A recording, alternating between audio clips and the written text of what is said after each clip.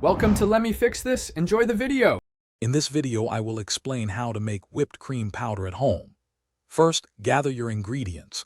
1 pint of heavy cream, 2 tablespoons of powdered sugar, and a half teaspoon of vanilla extract. You will also need a stand mixer or hand mixer, a baking sheet, and a food dehydrator or an oven set to its lowest temperature.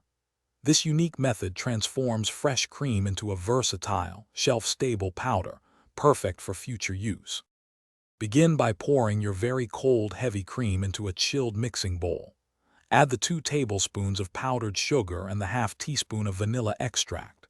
Using a stand mixer with a whisk attachment or a hand mixer, whip the mixture on medium-high speed. Continue whipping until the cream forms firm, stiff peaks, which usually takes about 3 to 5 minutes. Be careful not to overwhip, as this can separate the fats. Now, carefully spread the stiffly whipped cream on a parchment-lined dehydrator trays or a baking sheet. Ensure the layer is thin and even, about 1/8 of an inch thick, to promote uniform drying.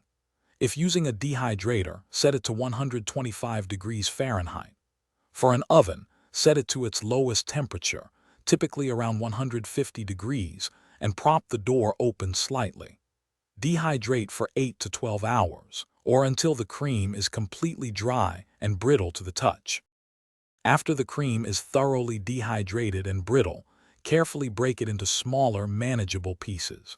Transfer these pieces to a high-speed blender or a food processor. Pulse and blend until you achieve a very fine, consistent powder. This process might take a few minutes. Store your homemade whipped cream powder in an airtight container in a cool, dark place for up to 6 months.